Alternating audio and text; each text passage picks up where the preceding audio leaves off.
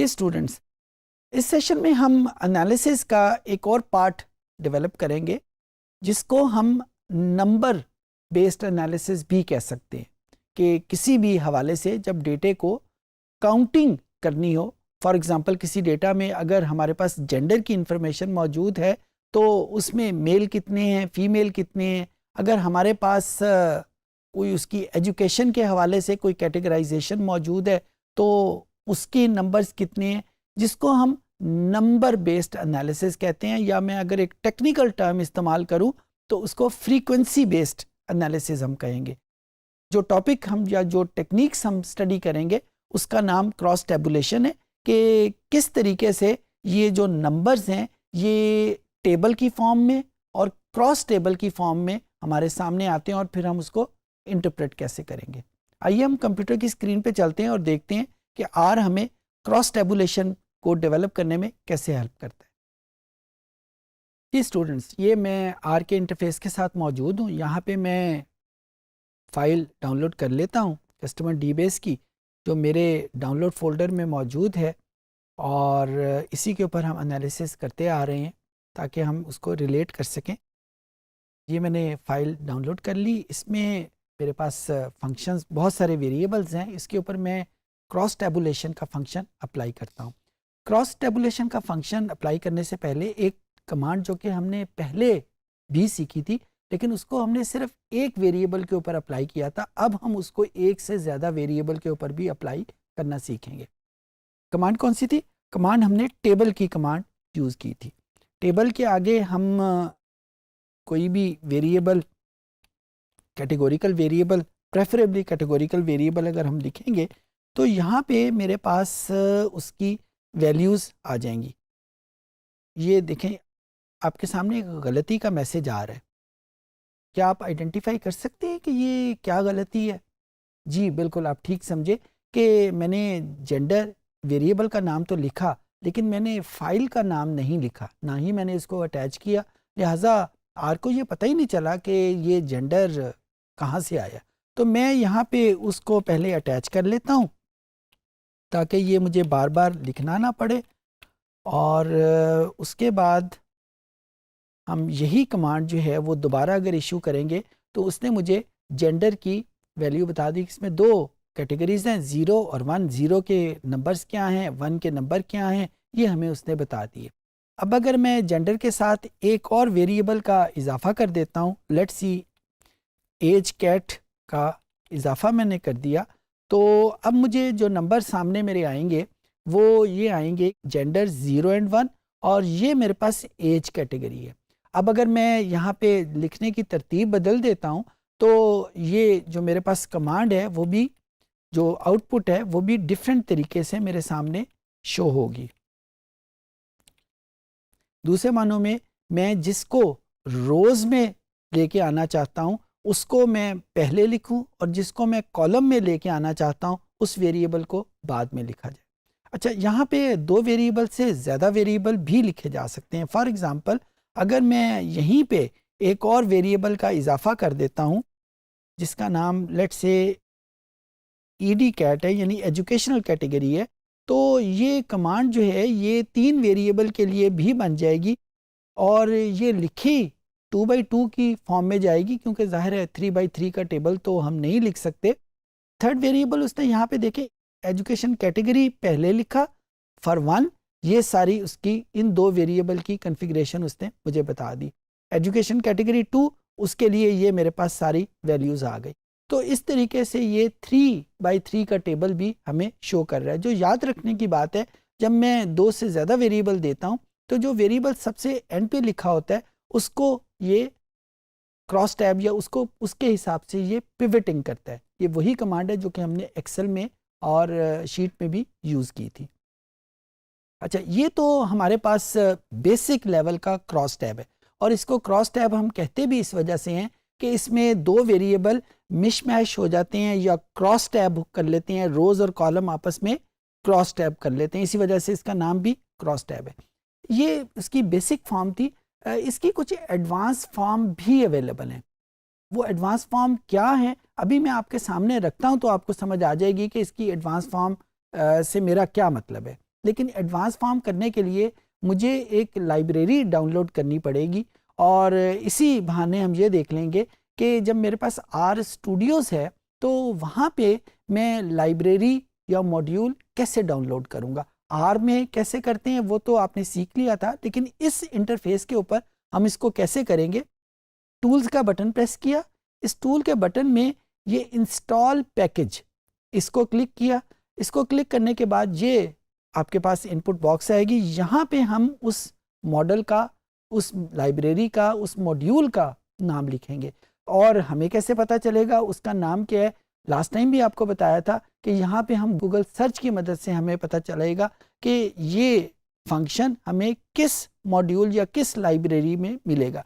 मैं क्योंकि ये प्रोसेस कर चुका हूँ, लिहाजा मुझे उस लाइब्रेरी का नाम पहले से पता है। उसका नाम है जी मॉडल्स। ये देखें जी मॉडल्स मैंने लिखा तो उसने नीचे मुझे टूल टिप के तौर के ऊपर मुझे बता दिया कि ये एक लाइब्रेरी मौजूद है। और उसको क्लिक करता हूँ और उसको यहाँ पे जो चीज़ याद रखने वाली है वो इंस्टॉल डिपेंडेंसी को हमने चेक बॉक्स को चेक रखना है। इसका फ़ायदा क्या होगा? इसका ये फ़ायदा है कि अगर ये इस लाइब्रेरी को इस्तेमाल करते वक्त किसी और लाइब्रेरी की ज़रूरत पड़ी एज ए इंटरनल लाइब्रेरी के तौर के ऊपर, यानी जिस तरह एक फंक्शन अपनी हेल्प के लिए किसी और फंक्शन को कॉल कर रहा है, तो ये ऑटोमेटिकली उस लाइब्रेरी को भी इंस्टॉल कर देगा। इसको जब हमने चेक कर दिया, इंस्टॉल का बटन प्रेस किया, तो depending on the speed of your internet ये मुख्तलिफ लाइब्रेरीज़ को डाउनलोड करता हुआ इसने इसको ऑन कर दिया। हमें कैसे पता चलेगा कि वो लाइब्रेरी मौजूद है? यहाँ पे जो राइट साइड के ऊपर लोअर बॉक्स है, यहाँ पे एक आइकन मेरे पास मौजूद है पैकेजेस का। इसको क्लिक किया तो ये सारे पैकेजेस की लिस्ट मुझे देगा। अब यहाँ पे मैं जी मॉडल्स को क्लिक करता हूँ। ये जी मॉडल उसने इंस्टॉल तो कर दिया है, लेकिन अभी वो इस आर की लाइब्रेरी में मौजूद नहीं है, क्योंकि वो तमाम पैकेज जिनके ये चेक बॉक्स ऑन है वो आर की मेमोरी में मौजूद है। तो मैं इसका चेक बॉक्स जो है वो ऑन कर दूंगा। जो ही मैंने चेक बॉक्स ऑन किया तो आप ये देखें कि ये वही कमांड है जो कि हम आर में किसी भी लाइब्रेरी या मॉड्यूल को यूज़ करने के लिए इस्तेमाल करते हैं, वो यहाँ पे इसने लिख दी। अब हमारे पास उस कमांड का नाम क्या है? उस कमांड का नाम हम यहाँ पे करेंगे क्रॉस टेबल। अब देखें कि मैंने जो ही क्रॉस लिखा तो उसने ये क्रॉस टेबल मुझे हेल्प के तौर के ऊपर दे दिया। जो बात याद रखने वाली है, क्रॉस टेबल में सी भी कैपिटल है और टी भी कैपिटल है। इसको क्लिक किया और उसके बाद ये हमसे क्या चीज़ पूछ रहा है कि हमसे उन वेरिएबल के नाम पूछ रहा है जिनके लिए इस क्रॉस टैब को हमने डेवलप करना है। तो मैंने यहाँ पे जेंडर पहला वेरिएबल के तौर के ऊपर, और उसके बाद दूसरे वेरिएबल के तौर के ऊपर एज कैट, वही जो जिसके लिए पहले टेबल के तौर पे डेवलप किया था, ताकि हमें फ़र्क का पता चल सके कि टेबल की कमांड में और क्रॉस टैब की कमांड में क्या फ़र्क है। अब ये देखें कि ये हमारे पास आउटपुट सामने आई है। ये बड़ा डिटेल्ड किस्म का एनालिसिस शामिल है। ये हमारे पास टेबल है, इस टेबल में रोज़ में हमारे पास जेंडर है, और क्योंकि उसको हमने पहले लिखा था, और कॉलम में हमारे पास एज कैटेगरी है क्योंकि उसको हमने कॉमे के बाद लिखा था। लेकिन ये एक वैल्यूज़ के अलावा बहुत सारी वैल्यूज़ हमें आ रही हैं, उनका हमें कैसे पता चलेगा? अगर आप यहाँ ऊपर देखें, सेल कंटेंट में मेरे पास एक लीजेंड मौजूद है जो कि मुझे बता रही है कि कौन सी वैल्यू क्या मतलब है।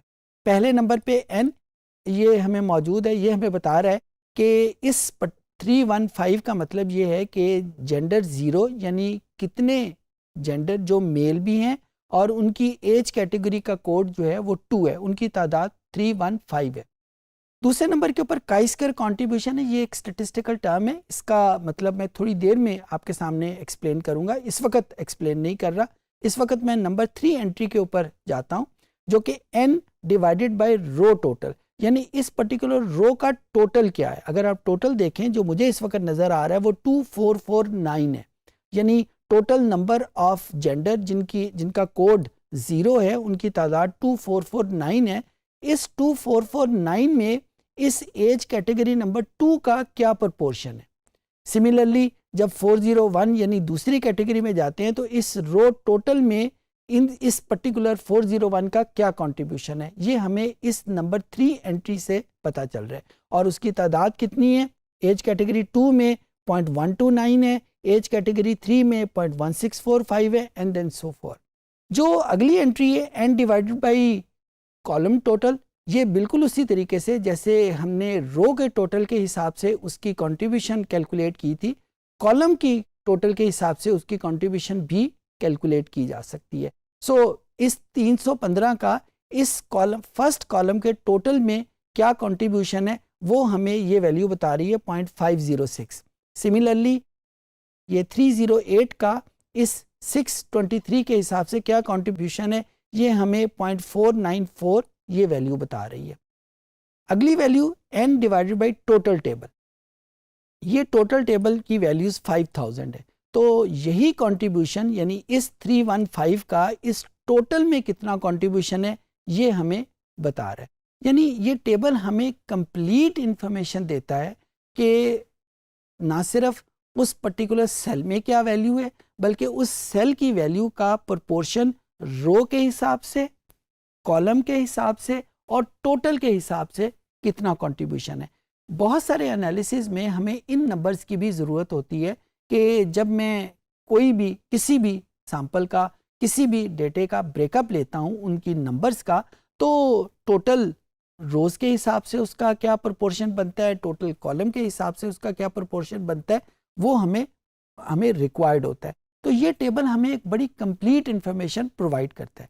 बाय द वे, अगर मैं इस पूरे कॉलम को, इस पूरे टेबल को रिस्ट्रिक्ट करना चाहूँ, लेट्स से कि ये मुझे सिर्फ 315 यानी वो टोटल बताए, बाकी कुछ ना बताए, तो मुझे इस कमांड को थोड़ा सा रिस्ट्रिक्ट करना पड़ेगा। कैसे रिस्ट्रिक्ट करूँगा, क्रॉस टैब। अच्छा, सबसे पहले तो मैं आपको बताता हूँ कि मुझे पता कैसे चलेगा कि इसमें ये ऑप्शन मौजूद हैं या नहीं। उसके लिए मैं यहाँ पे हेल्प फाइल को यूज़ करूँगा और हेल्प फाइल में मैं क्रॉस टैब लिख दूँगा, क्रॉस टेबल लिखा, और यहाँ पे जो ही मैंने एंटर किया, ये हेल्प के ऊपर क्रॉस टैब मैंने लिखा, तो जो ही मैंने यहाँ पे लिखा, यहाँ पे मुझे उसकी क्रॉस टैब में ये उसका टेम्पलेट लिखा हुआ मेरे सामने आ जाएगा। यहाँ तक तो मैंने इसको यूज़ कर लिया था, यानी क्रॉस टेबल और एक्स और वाई यानी रो और कॉलम की वैल्यू मैंने लिख ली थी। आगे बहुत सारी कमांड या बहुत सारी ऑप्शन मेरे पास मौजूद हैं जिनको यूज़ करते हुए मैं इस पर्टिकुलर कमांड को फर्दर कल्टीवेट कर सकता हूँ। फॉर एग्ज़ाम्पल, मैं यहाँ पे ये क्रॉस टेबल यूज़ करता हूँ और यही दो वैल्यूज़, जेंडर कॉमा उसके बाद एज कैट, और उसके बाद मैं अब यूज़ करता हूँ PROP proportion of chi square is equal to false. जब मैं इस कमांड को यूज़ करूँगा तो आप देखिए कि मेरे पास जो टेबल आया है उसमें हर सेल में 4 एंट्रीज़ मौजूद हैं, 5 एंट्रीज़ मौजूद नहीं हैं। जबकि जो प्रीवियस टेबल था, जिसको हम डिफ़ॉल्ट टेबल कह सकते हैं, हर सेल में मेरे पास 5 वैल्यूज़ मौजूद हैं। और पहली वैल्यू जो कि काई स्क्वायर की कंट्रीब्यूशन मुझे बता रही थी, वो यहाँ पे मौजूद नहीं है। क्यों मौजूद नहीं है? क्योंकि यहाँ पे मैंने खुद उसको इंस्ट्रक्ट करके फॉल्स का नाम दे दिया है कि मुझे ये वैल्यू नहीं चाहिए। सिमिलरली, अगर मैं चाहता हूँ कि मैं रो का कॉलम या रो की प्रोपोर्शन के हिसाब से इसकी वैल्यू ना लिखी जाए, तो मैं बिल्कुल उसी तरह प्रॉप प्रोपोर्शन डॉट आर और इसके आगे भी फॉल्स लिख देता हूँ।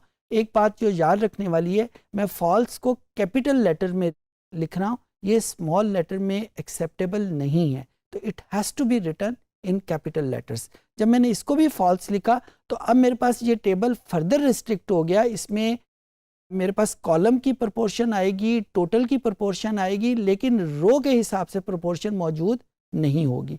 सिमिलरली, इस पूरे टेबल को मैं जिस भी फॉर्म में चाहूँ रिस्ट्रिक्ट कर सकता हूँ। तो इस तरीके से ये टेबल कल्टीवेट भी हो जाएगा और हम इसको क्रॉस टेबल को यूज़ भी कर लेंगे। उम्मीद है चीज़ें आपको समझ आ गई होंगी। इस सेशन में हमने देखा कि आर क्रॉस टेबुलेशन के हवाले से हमें क्या क्या फैसिलिटीज़ प्रोवाइड करता है, किस तरीके से हम उसको इंटरप्रेट करते हैं और किस तरीके से ये एनालिसिस इनकम्प्लीट पिक्चर को सामने रखने में हमारी मदद करता है। उम्मीद है चीज़ें आपको समझ आ गई होंगी।